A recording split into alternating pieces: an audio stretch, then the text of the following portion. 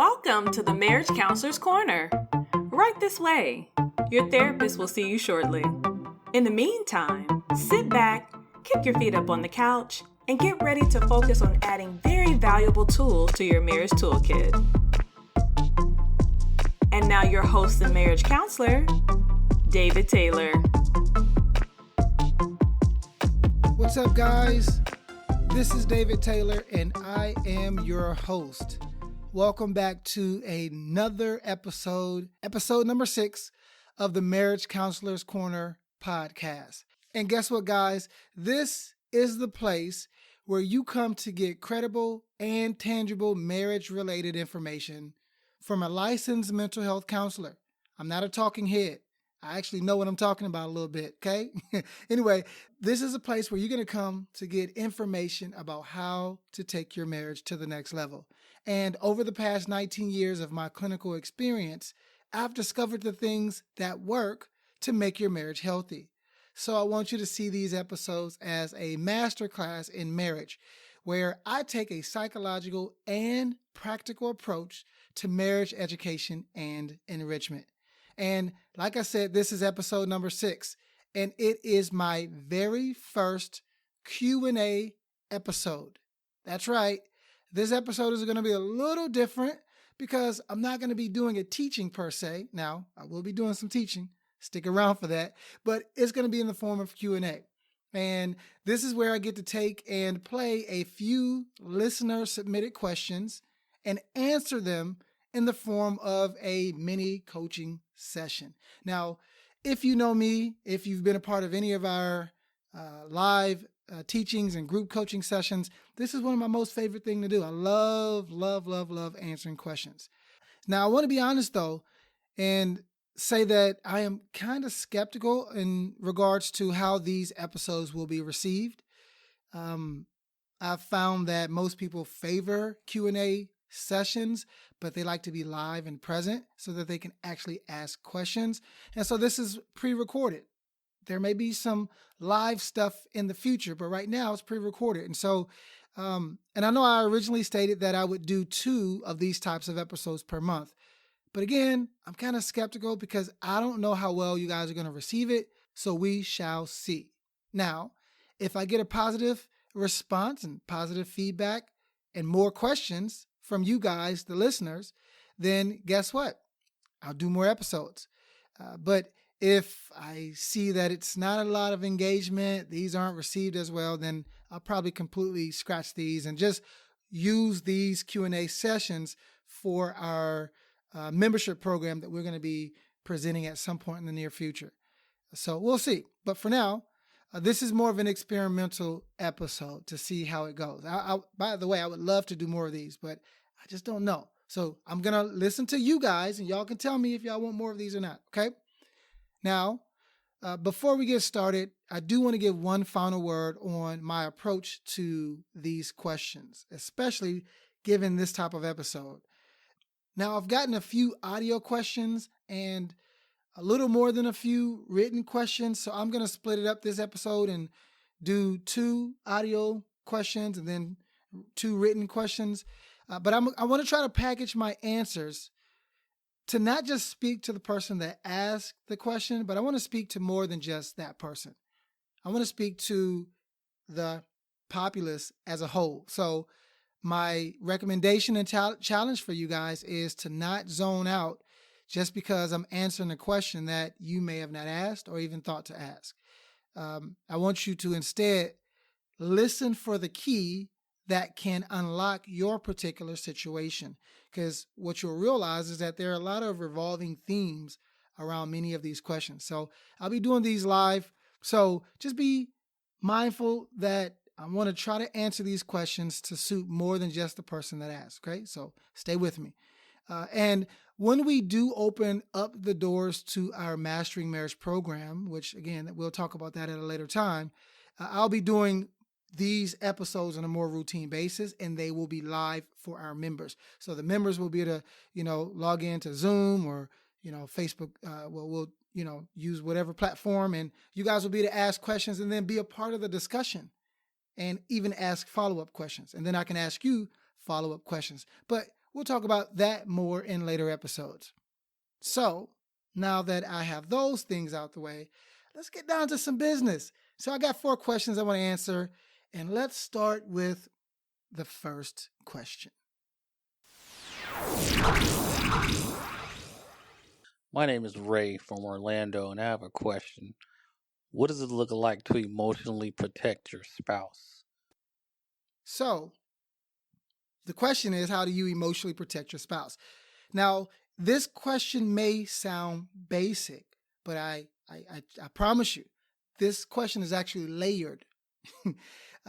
Mainly because when we talk about emotional protection, where do you learn how to emotionally protect someone, right? Like as a young boy, I didn't learn from a husband how to emotionally protect a wife, right? So I had to have my own assumptions and preconceived notions. But where do you get this information from? This is actually a very challenging space that I see a lot of individuals struggle with. And I will be honest, hear me out. I'm not going to be biased today, okay? So I'm going to say some stuff that y'all may not agree with. And I'm going to say some stuff that's going to rattle some cages. But I promise you, I'm not speaking from an emotional place. I'm speaking from experience and research vetted experience, okay? I want to say this first before I get down to the nitty gritty with this answer.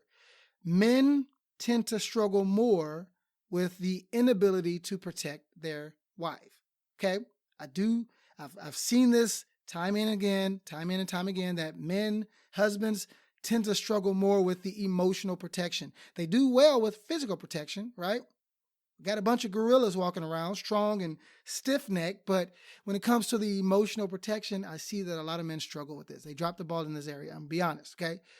So let me give you 4 pointers in terms of how you can deal with this. Not just men, by the way, wives as well. I need y'all listening.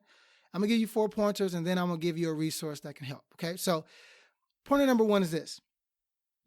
Understand the difference between your standard of emotional protection and their standard of emotional protection. Again, we're not taught how to emotionally protect people, right? That's just not a course you take in elementary or middle or high school or even college, like emotional protection. Again, I just did a podcast episode on emotional intelligence. We're not even taught that in school. So, again, we come packaged with our own standard of what emotional protection looks like, what it should feel like, and what you should do to make me feel protected. But guess what? That's my standard.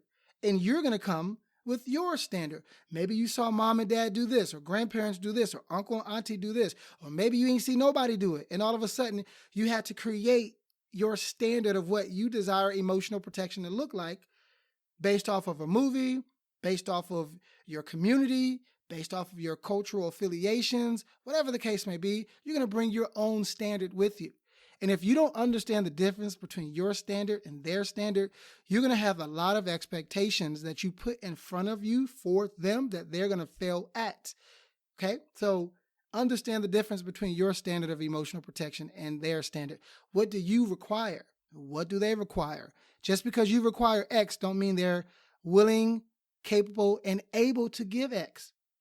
Let them give their own evaluation and assessment of their abilities. Don't just hold them to a standard that they have not agreed to. Okay? Number 2, once you understand the difference between your standards and their standards, you have to learn how to be a better protector. Not just according to your standards, by the way, but according to their standards. So once you understand, okay, this is what my spouse requires, this is what they need, because you got to be a student of your spouse. The next thing is you got to learn how to be a better protector according to that standard, right? So if you're a bodyguard and you realize that the president, let's say you're the bodyguard of the president of the United States, you're not just going to get hired based off of your abilities. There are certain skill sets that you're going to have to need to be good and efficient at your job. He's not going to just hire you because you served in the military. You got to be the highest of the highest of the highest. And as a spouse, marriage is sacred. You have to be the highest of the highest of the highest when it comes to emotionally protecting your spouse.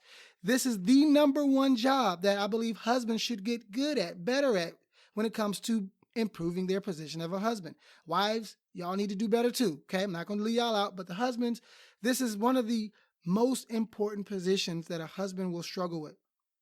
Learn how to be a better emotional protector of your wife. Study her, study him, learn what they need, learn what they missed out on, because most of the time what they missed out on is what they're still looking for. Okay? Learn how to be a better protector. And then number 3, protect out of discipline, not just when you want to. Protection has to be a mindset. It has to be an attitude. It has to be a daily, deliberate, intentional decision that becomes discipline. And when you discipline yourself and you're committed to doing it consistently, you get good at it. Okay? Protect out of discipline.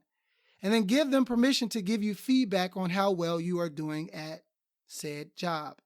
So if you're protecting, give them permission to evaluate how well you do. You can't just say, oh yeah, I'm good at protecting my wife, or I'm good at protecting my husband, without them having some type of feedback. And listen, if they say you're doing great in this area, but the listening part, or when I come home and I just need to share my emotions, you tend to zone out that part. If they share that with you, don't get defensive. Okay? Or, okay, fair. If you do get defensive, don't give them defensiveness.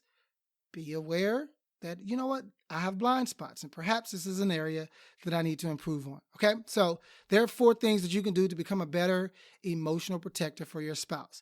I could do 3 hours, 4 hours of this, but I'm just going to give you those 4 points. I will point to one of the laws in my book, The 37 Laws to Mastering Marriage, and this is where I get a shameless plug. But this book is really good, okay? I'm just going to be honest with you. But the Law of the Safe Place is really good with helping you to understand how to be a better emotional protector. Also, the Law of the Pupil. So if you have my book, if you don't got it, get it. I'll talk about that later, but the Law of the Safe Place, and then the Law of the Pupil. The Law of the Pupil means that you have to be a student of your spouse. Therefore, you have to learn what they need in order to become better at providing said needs. Okay? All right, let's go on to the second question, because I could stay here all day with question number 1. Question number 2 is this, and I'm going to read this one off. In order to have a successful marriage between 2 somewhat strong-willed, opinionated people, what will be a key factor that they would need to work on in order to have a happy marriage? All right, so this is a good question. In order to have a successful marriage between 2 strong-willed, opinionated people, what will be a key factor that they will need to work on in order to have a happy marriage? I'm going to give you some points for this question. And thank you for whoever sent that question in. All right, let me go with the first thing that I believe will help you. First is this. Hear me clearly, because I'm going to say some stuff that y'all may not agree with until you hear with your heart. The first point I want to give is this. Lose your individual definition of what a happy marriage looks like. Okay? But wait, there's more. And instead, so I'm not just saying to throw your definition out and just be naked with nothing. Instead, come to the table and co-create what a happy marriage looks like together. See, the problem is most people bring with them what they feel a happy marriage should look and feel like.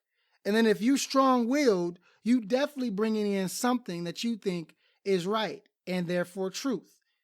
And the problem is, if you are strong-willed and you bring in your definition of what a happy marriage should look like, and they are strong-willed and they bring in their definition, who's right and who's wrong? Both of y'all? None of y'all? What do you do with that? Right? So the first thing you got to do then is you got to strip yourself of that. Untether yourself from your definition and bring yourself to the table to co-create a definition with your spouse. This then becomes a mutually agreed upon abstract or concept inside of your marriage. And number 2, use your strong-willed trait to your advantage. See, I'm strong-willed, okay? I'm self-aware enough to know that I'm strong-willed and I can be stubborn. I can be bullheaded at times, right? And I love to fight for my ideas. And so is my wife. She does the same. She loves to fight for her ideas. Now, imagine if we have an idea that we both see eye to eye on. Imagine that. That increases the chances of the two of us creating synergy, right? So imagine I'm strong willed, she's strong willed, and we have an idea that we see eye to eye on. Man, we ain't gonna let that idea fall. Right? As a matter of fact, the reason why we have this business is because she had an idea and I had an idea, and we just so happen to have the same idea that we're both strong willed about.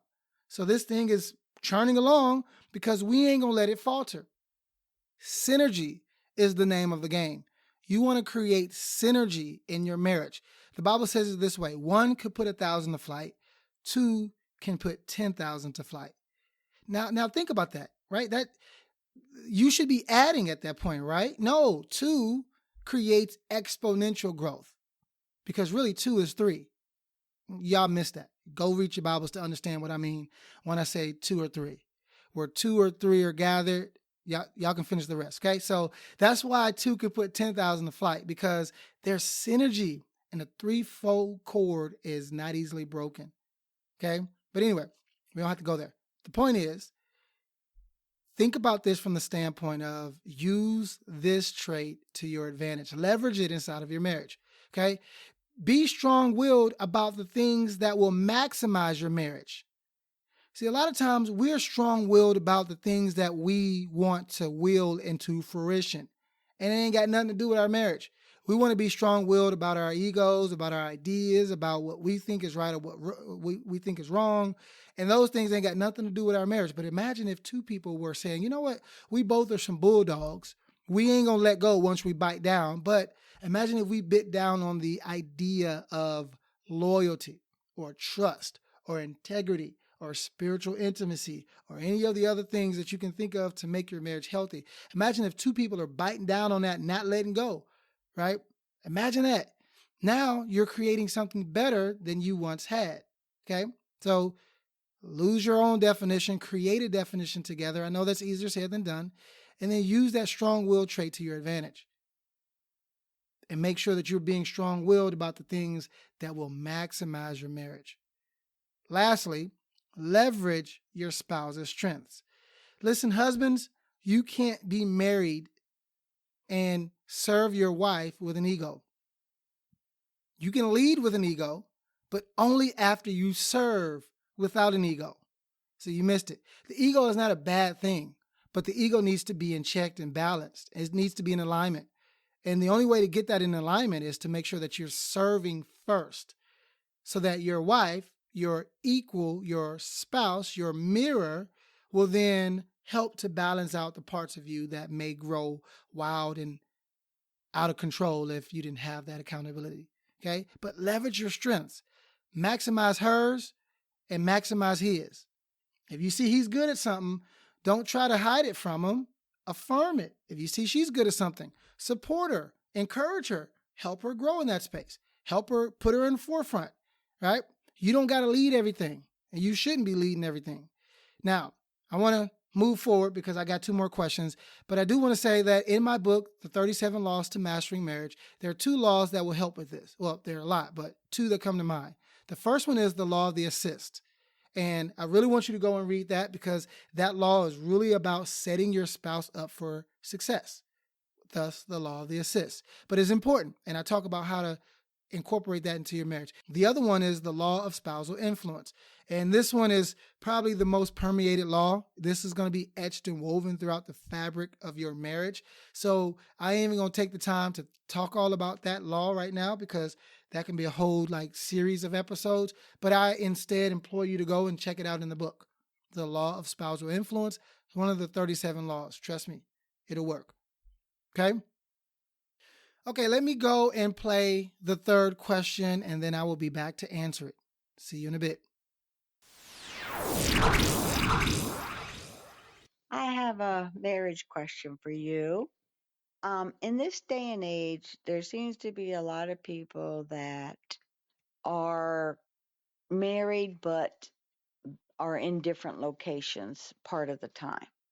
So my question is, could you really have a successful marriage if you spend a lot of your time in other locations due to work, or choice, can that really be a marriage that is successful and happy? Or do you need to spend a certain amount of time together in order to have a happy, fulfilled marriage? So that's my question for you. Thank you so much. Okay, so this is another good question because it talks about having a happy marriage. Here's that theme again, happy marriage, right? With limited proximity. And I want to give you a few pointers to just think about so that you could, if you're in this type of situation, which not every marriage is going to have the same conditions. There are going to be some people, like if you're married to a lawyer, a physician, or an athlete, a football player, basketball player, whatever the case may be, there's going to be a lot of like them gone and decreased proximity. Should that mean y'all don't get married? No, I'm not saying that. And I am saying, though, that what I will say is that the marriages that have the most proximity tend to be the healthiest. However, COVID exposed a lot of y'all. Like for real, during COVID, my business grew. It's weird, but I understand because now y'all had no choice but to be quarantined with each other. And that level of proximity exposed a lot of the issues that y'all was struggling with. Whereas the proximity, you could hide some of that. You can hide the fact that y'all don't communicate as well, or there's a lack of intimacy in one or a few of the areas, right? But COVID forced y'all to be in the same room, in the same house, and it showed that, wait, we do lack a lot of stuff. So proximity in and of itself isn't the thing that will make your marriage grow. It's how you manage it. But I will say the healthier marriages tend to have increased proximity, where the unhealthy marriages tend to struggle with proximity. All right, let me go and give you some pointers on what to do with this if this is you. I'll say it this way. It does depend on what both of you guys deem to be a happy marriage. Again, here's this theme again. You guys have to both be responsible for determining what a happy marriage means for you, for your marriage, not for you individually, okay, but for the marriage as a whole. Remember, your marriage is a garden.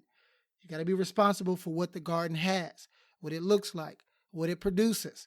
And both of you have to be responsible for determining what a happy marriage really looks like.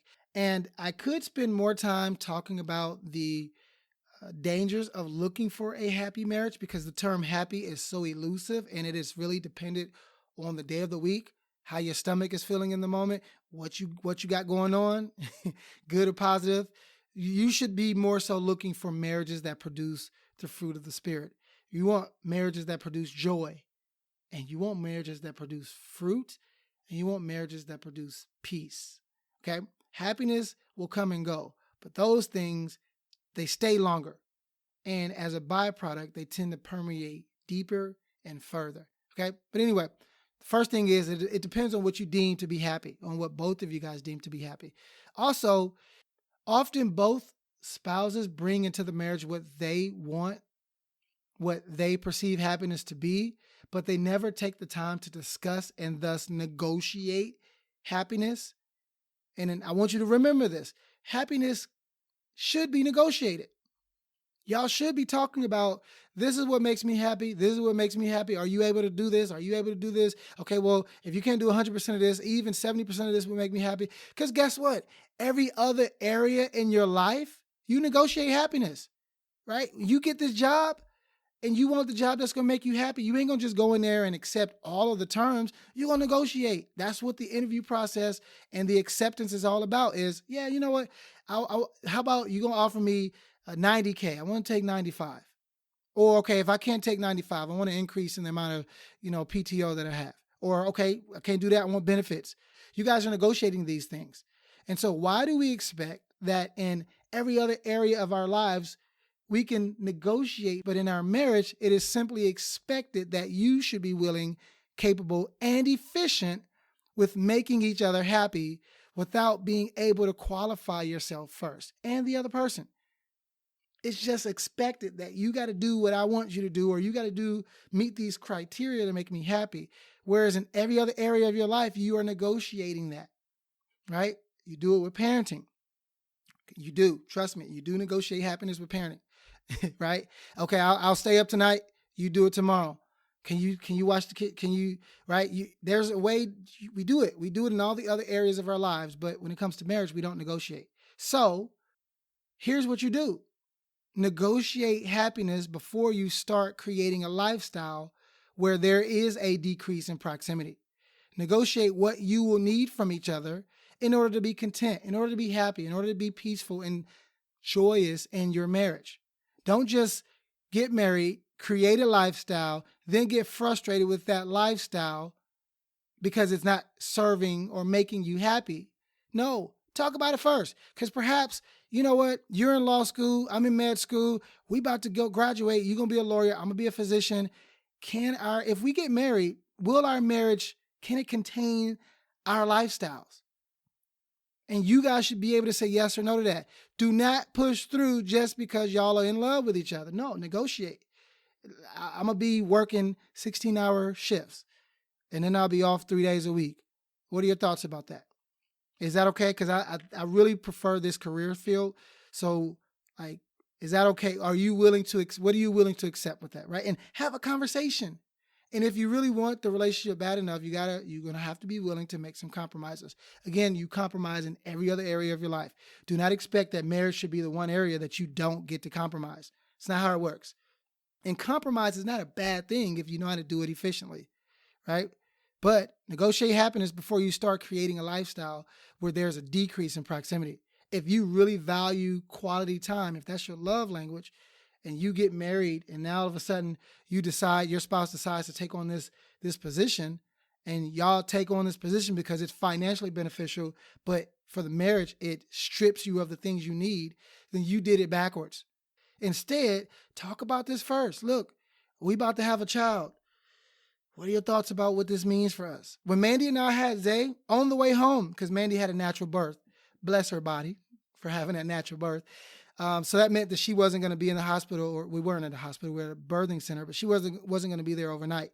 Mandy had the baby at midnight. We left about 5 or so in the morning. And on the way home, as I drove, and that little tiny baby was in the back, and Mandy was laid up on in the passenger side, we had a conversation. And we was like, look, this is going to change everything. The quality of life that we had, and we had been married around 9 or so years, 9-10 years before we had Zaya. And we had to have the conversation. Look, this is going to change everything. This is going to change how much intimacy we share, how much independence we have, how much free time we have. We used to be able to rip and run and get up and go whenever we wanted. And now, guess what? We got a little person that we're going to have to be very mindful of. And she will not care how tired we are. She will want and consume everything that we have. And so, what does this look like? What does intimacy look like? What does sex look like? What does communication look like? What does date nights look like? We were going on date nights every Friday, up until Zaya came. And then we had to renegotiate, right? And that's what you're going to have to do in order to maintain whatever you guys define as happiness. But do not just create a lifestyle without having that conversation first, okay? So negotiate your happiness. And I will say that from my book, The 37 Laws to Mastering Marriage, the law of expectations is a great law to study to ensure that you are doing this process properly. Okay. And remember, as a husband and as a wife, you guys should be doing things to enhance your marriage, which is why this podcast, which is why both of you guys are here on the couch in the Marriage Counselor's Corner, because you guys are doing things to enhance your marriage. But don't just stop here, right? Pick up the book. Trust me, pick up the book and read it, study it. This stuff is vetted. It works. Okay. And if it's not my book, pick up somebody's book. Dr. Gottman has a lot of great information in books, right? But not even him. Miles Monroe, John Maxwell. There's tons of people out there that have written stuff that you can read and consume and listen to that will take your marriage to the next level. But if you so choose to, the 37 Laws to Mastering Marriage is your best bet. Just saying. I'm a little biased towards that, but it's really good stuff. But anyway, let me move on to the fourth and final question. Guys, I have actually enjoyed this Q&A session, and I hope that the information that I'm sharing resonates with where you are, and you could take these keys and apply them in your marriage. So let's go on to the last question. Okay, so I was contemplating asking this question because I, I really don't care about being canceled because who God has for me, the people that God has for me, and the people that I'm supposed to serve, they'll be there regardless of, who cancels me. But I got to answer this question that was asked to me. And I'm just going to be honest, some of y'all may not like what I got to say. Just going to put that out there. But just listen first and react afterwards. But listen first, okay? So here's my fourth and final question. This one is a doozy. It's a loaded question, but it's also a very simple question. Here it is. Why do women struggle with accountability? Now, I can take away women and put in the word wives. So why do wives struggle with accountability? So before y'all, let me just give me some grace, but hear my heart, okay? Now, first off, my answer will be based off of what I have experienced clinically as a therapist with 19 years in the field who see and work with individuals literally on an almost daily basis. So I'm going to answer from that perspective. Also, that does mean that the people that I tend to deal with, they are already coming into counseling for a certain set of reasons. So that's going to also be a subset of the population. So I can't paint a whole broad stroke and say all women. And I know this person that was asking, and I'm sure they didn't mean all, as in every single woman that is in existence. However, this is an important question that I need to answer. So I'll say it this way, okay? Because I ain't going to beat around the bush. First off, not all women struggle with accountability. However, I have found that a lot of women do struggle with accountability. Now, but let me be clear. When I say a lot of women struggle, I'm not saying all or most. I'm also not saying they struggle more than men, but they do struggle with accountability. Okay? And I'm going to explain why. So I'm going to clear this up. As a matter of fact, I found that in my counseling experience, there are really only two types of women who struggle with accountability. See, if you would have zoned out, you would have missed this part. There's only really two types of women that I have found professionally that struggle with accountability. The two types are the wounded wife or the weary wife. And sometimes they can look the same, but it's usually two different types of wives. The wounded wife and the weary wife. Now, let me talk about the first type, which is the wounded wife. Now, the wounded wife, she's been scorned. She has been damaged. She has been wounded by the behaviors, the words, the conditions of her spouse and the marriage, such that she struggles with trusting anyone who appears to not be interested in sharing in her emotional distress. See, wounded wives tend to desire someone who can protect their woundedness and thus support their current emotional distress. And if the person that they're going to or communicating with doesn't appear to do that, they become more defensive, and thus the appearance of struggling with accountability comes to the surface because this is their declaration of independence. They get to a place where they would much rather trust themselves over the words of someone else who's not willing to acknowledge, identify, and even spend time sharing space with their emotional distress. I've had certain moments and sessions like this where the wife can ask me, or they can come in, I gotta read the husband his rights, respectfully so, and then when it's the wife's turn for her rights to be read, she shuts down because she's wounded because of what the husband has done, and she's looking for me, the therapist, to share in that space. And so I have to be really careful because sometimes I have to share in that space, and then sometimes I've learned that too many people have already been sharing in that space, and now she needs a more refined version of the truth. Not to say I'm the bearer of all truth, but I now have to be objective. Okay? And The appearance of her struggling with accountability is merely just her way of saying, I have to now protect myself. Because anytime I've submitted or opened myself up to be vulnerable, and she's really referring back to her husband, and even beyond that, perhaps someone from her childhood, anytime she's done that, she's gotten wounded. And thus she learns to trust herself more than others. And people that trust themselves more than others are less accountable to others. Okay? And so the wounded woman the wounded wife tends to struggle with accountability because of those reasons. It's not just because she wants to be defiant or she wants to not be accountable or she wants to not submit. Okay? It's not about that. It's about being wounded, and now she's in a self-preserved position. Now let me move to the second one, the weary wife. See, the weary wife is a little different than the wounded wife. The weary wife struggles with accountability because of a lack of an efficient return on her investment. See, she's done all the trusting, done all the submitting, right? And she's done all of the, let me go to these seminars and go to counseling and let me bring my husband with me. And she's done all the things to submit, to try to make things work. She's done all the work. And she's found that submission inside of her marriage, trying to fix and work on her marriage, she's come to the realization that that position comes with a price that is more than she has to offer.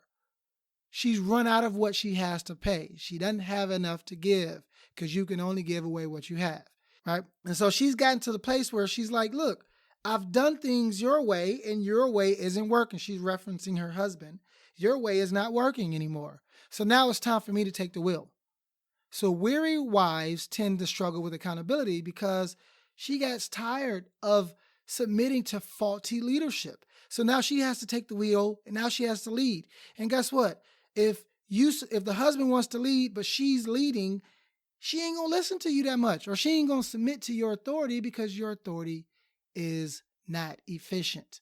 Okay? See, hear me clearly. What I'm about to say may sound misogynistic, but it's not. Trust me. Just listen to the words first. Okay? See, it is in a wife's nature to submit to healthy and efficient leadership.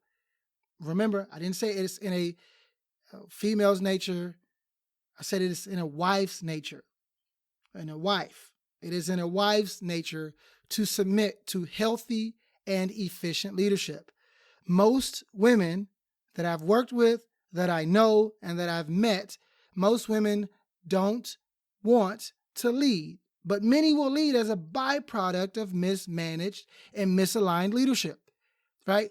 I see more women leading, but they don't want to. And they get weary. They get tired. It's exhausting, right? And so they stop submitting to accountability because the person they're submitting to, they're mismanaging their position. Also, if the wife struggles with accountability, it's usually because, hear me clearly, this is the take-home message for many of y'all. If she struggles with accountability, it's usually because her husband doesn't know how to fully submit to her. So y'all thought I was just going to focus on the wife submitting to the husband. But if she struggles with accountability, it's probably because he struggles to know how to fully submit to her. She sees his flaws while he refuses to see them, and thus producing the conditions that produce the wounded or the weary wife. Now, I'm not saying that it's the husband's fault, right, that she struggles with accountability. What I am saying, though, is that if she does struggle with accountability in the marriage, most likely it is because of an issue with leadership. Go to her job. Look at how she performs on her job. My guess is that she does well on her job because the leadership is functioning. But if the leadership is awry there, guess what? She ain't going to stay there too long. Okay? So just think about that. Again, I could stay there all night, but this is important. And I would say check out my book, The Law of the Safe Place. That's one law that you can go to really understand what I mean when I talk about influence, accountability, submission. All that is explained in The Law of the Safe Place, right? So check that out. And this will be good for you. This will be good. All right, so here's what I'll do. I want to wrap up here because I've already been on for almost 40 minutes. And I didn't expect to be on this long, but y'all know your boy can talk. And I love this stuff. So I'll wrap up here. And listen, y'all heard me reference my book, The 37 Laws to Mastering Marriage. I'm not just plugging it because I wrote it. I'm plugging it because it's a great resource. But I'm also saying there are other resources out there as well. But if you don't have the book, if you don't have the 37 Laws to Mastering Marriage, you can easily go to masteringmarriagelaws.com. Go right on your phone, masteringmarriagelaws.com, and you'll find my book there. I got it on I got an audio book, ebook, or paperback. You can also go to Amazon and just search the 37 Laws to Mastering Marriage in Amazon, and my book will come up. Read the reviews. If you don't trust the book, read the reviews. The reviews will tell you like how good the book is, okay? But check it out, masteringmarriagelaws.com, or go to Amazon and search the 37 Laws to Mastering Marriage. All right, guys, I'm going to wrap up here, and I just want to say thank you for coming into your session, your Q&A session, your mini coaching session at the Counselor's Corner. I hope the couch was comfortable, and I would like for you guys to join me in my next episode, episode number 7, where guess what? I'm going to be talking about a very important topic that, okay, wives, y'all going to want to hear this one. Husbands, y'all might not like what I'm sharing because I'm sharing secret weapons. I'm sharing the things that men don't like to talk about around women. So in episode 7, I'm going to talk about the 5 P's to masculinity. You don't want to miss it. This one's going to be a very important episode, okay? So stick around for that. That'll come out next week on Monday. And other than that, I really appreciate you guys. I really appreciate your time, your energy. Make sure that you are going and subscribing, sharing, liking, leave me some honest rating and reviews. That way these podcasts can be promoted. In a couple of the podcast groups or podcast platforms, this podcast was actually becoming a top rank. At one point, it was number 12. So I really appreciate you guys for supporting this. We're listened to in almost 200 countries, literally. I mean, it's amazing. So thank you for just your engagement and your feedback. And also go to marriagecounselorscorner.com if you want to ask a question. You can send a voicemail in. I'll play it live if I do another Q&A episode, or when I do, because I like this. So I think I'm going to do another one. Anyway, guys, I'm done. I appreciate your time. Hey, let me know if you have any additional questions. Otherwise, I will see you in episode number 7 of the Marriage Counselor's Corner podcast. Until then, stay out of trouble, stay focused, and I'll talk to you soon. Deuces. Thanks for stopping by for your seat on the couch at the Marriage Counselor's Corner. Remember, go to marriagecounselorscorner.com to schedule your next session. Also, don't forget to subscribe to this podcast so that you never miss a session. We look forward to having you back on the couch soon. Bye-bye now.